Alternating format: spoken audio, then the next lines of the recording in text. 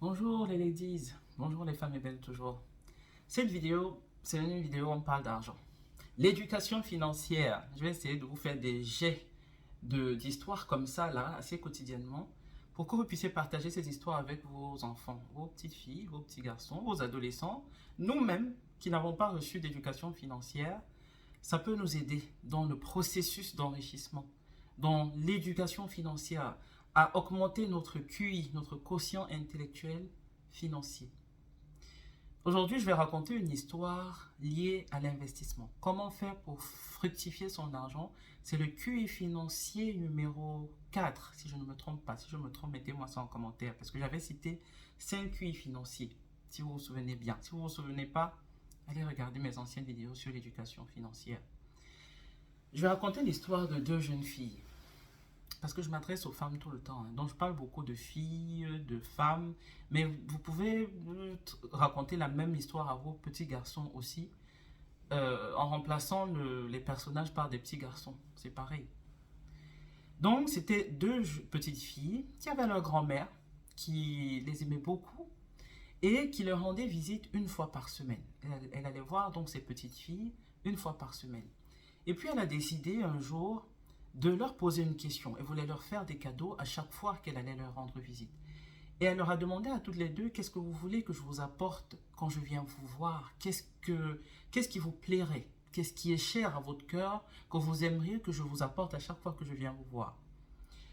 Alors, l'une des petites filles, que je vais appeler une fois de plus Maya, il y a des prénoms que j'aime bien. Maya, elle a dit à sa grand-mère, grand-mère, j'aimerais que tu me rapportes des livres avec de belles histoires parce que j'aime beaucoup lire. Sa grand-mère a dit, ok Maya. Et Chiara, elle a dit à sa grand-mère, grand-mère, j'aime beaucoup des ballons brillants.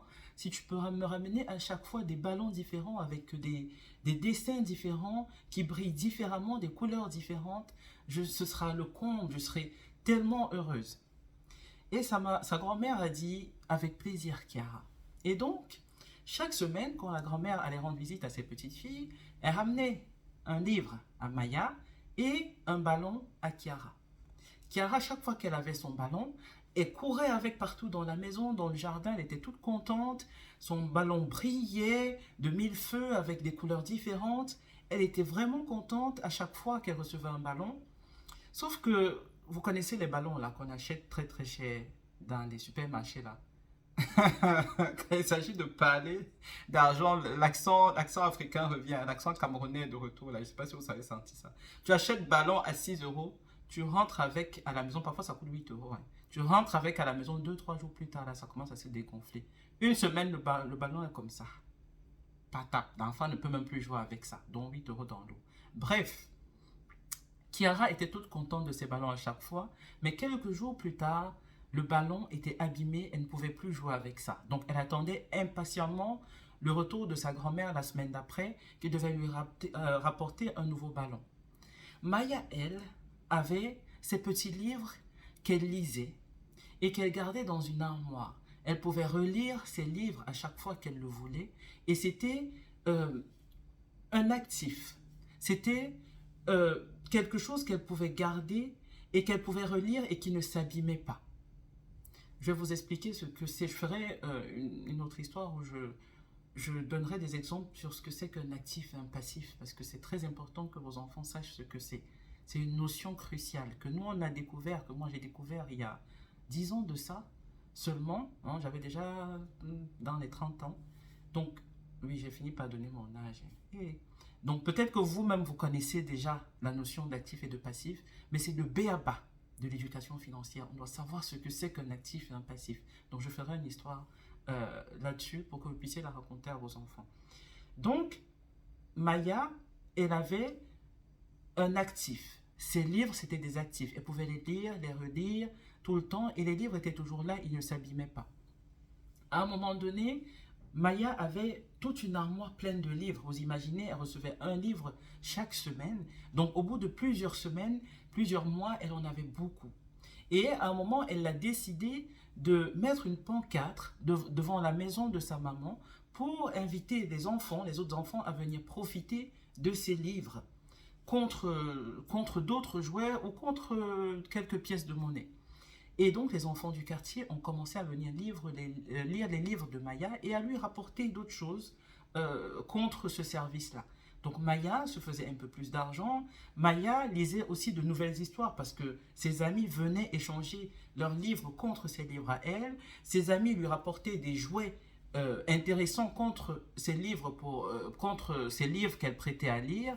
Et donc Maya, grâce à ces livres, a pu avoir autre chose qu'elle aimait en échangeant ces livres-là avec ses amis. Kiara, toute surprise, observait la scène et elle a posé la question à sa grand-mère, mais grand-mère, tous mes ballons que tu m'as apportés sont tous abîmés, maman a dû en jeter d'autres parce qu'ils étaient complètement dégonflés, alors que Maya, elle a toujours ses livres et elle arrive à voir d'autres choses en échange de ses livres. Comment ça se fait?